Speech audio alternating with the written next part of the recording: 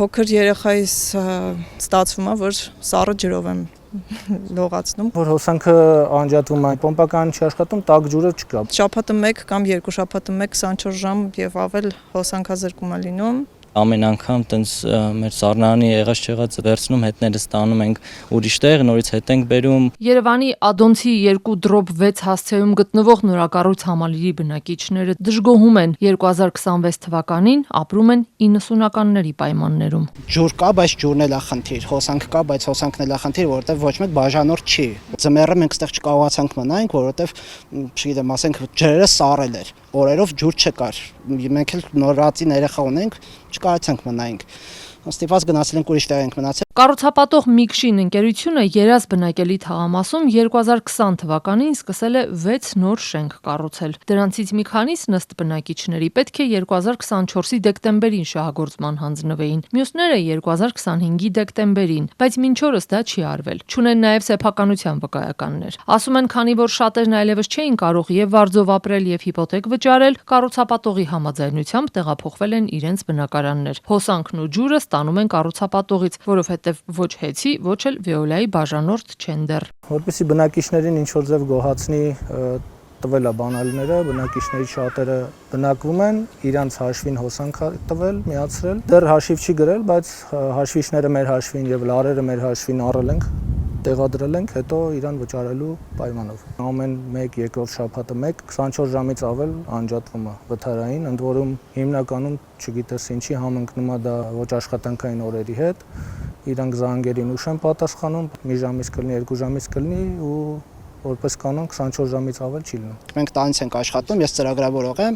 ու իմ ամեն ժամը $9 արժի ու ամեն անգամ երբ որ հոսանքները չի լինում, ես աշխատանքից հետ կապված խնդիրներ եմ ունենում։ Օրինակ, եթե ինձ աշխատանքից հանեն 1 օր չաշխատելու պատճառով, չգիտեմ, այդ դեպքում ով պետք է պատասխանատու լինի, այդ ամեն ինչի համար, քանի որ հոսանք չկա, չեմ կարողացել գործանել։ Դավիթ Ստեփանյանը, որ Միքշին ընկերության շինարարությունն իրականացնող ST Service-ի փոխտնօրենն է, Ազատությանը պատմեց, իրենք դիմել են հեծ, որ բնակիչներին բաժանորդ դարձնեն, սպասում են պատասխանի։ Իսկ ավելի քան 24 ժամով հոսանքազրկումների մասին պնդեց, առաջինը մեզնից է լսում։ Ես համաձայն չեմ կոնկրետ այն փաստի հետ, որ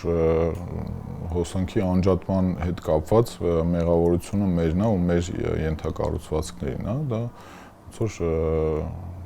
պլանային կամ միգուցե վթարների հետևանքով անջատում է հեծի կողմից։ Մեր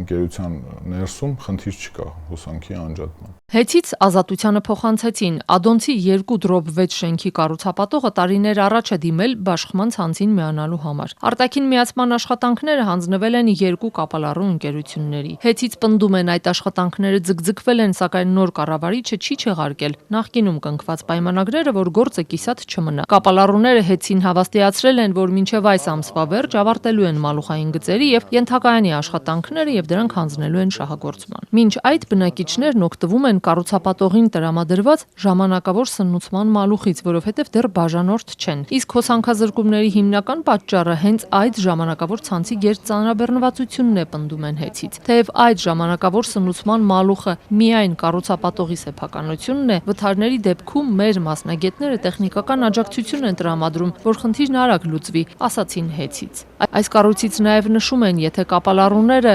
աշխատանքները խոստացված ժամկետում ավարտեն, ապա մի քանի շաբաթվա ընթացքում բնակիչները կդառնան Հեծի բաժանորդ ու միանգամյա գումարը մոտ 40%-ով քիչ կլինի, ինչպես արդեն բոլորի դեպքում։ Իսկ մինչ այս ամենը տեղի կունենա, բնակիչները պնդում են, շարունակում են վնասներ կրել։ Բնակիչների կենցաղային տեխնիկան է փչանում, մթերքն է փչանում։ Արդեն մի քանի լյուստրա փչացել է, պետքա փոխենք։ Բնակիչներն Ազատությանն ասում են, չեն կարողանում կառուցապատողից իրենց հուզող հարցերի պատասխանները ստանալ։ Կառուցապատողին եմ զանգել ենք, իրանք թե ինչու չկա հոսանքը, երբ կլինի ավարտական կամ մնացած թղթերը, փաստաթղթային հարցերը երբ կլուծվի վերջապես։ Բայց խնդիր ունենք Հեծի հետ, չենք կարա հիմա, երբ որ կլինի մենք ձեզ կզանգենք, այսպես ու անջատում են հեռախոսը։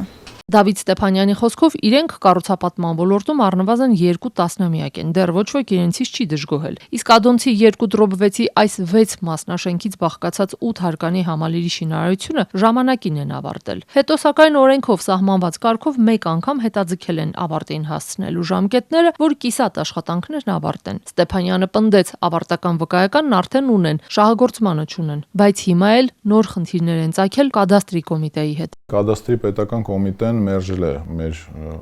սեփականության իրավունքի գրանցումները իրականացնել։ Մինչ օրս մեզ լիարժեք պատճառաբանություն չկա, մերժման հիմք չկա։ Մենք դիմել ենք պետական վերահսկողական ծառայություն, որպեսզի այս հարցով քննություն անեն։ Ստեփանյանն ասաց, դատի են տվել կադաստրի կոմիտեին, հայցերից մեկով Վճռաբեկ դատարանում են, մյուսով վարչականում։ Դատարանը բավարարել է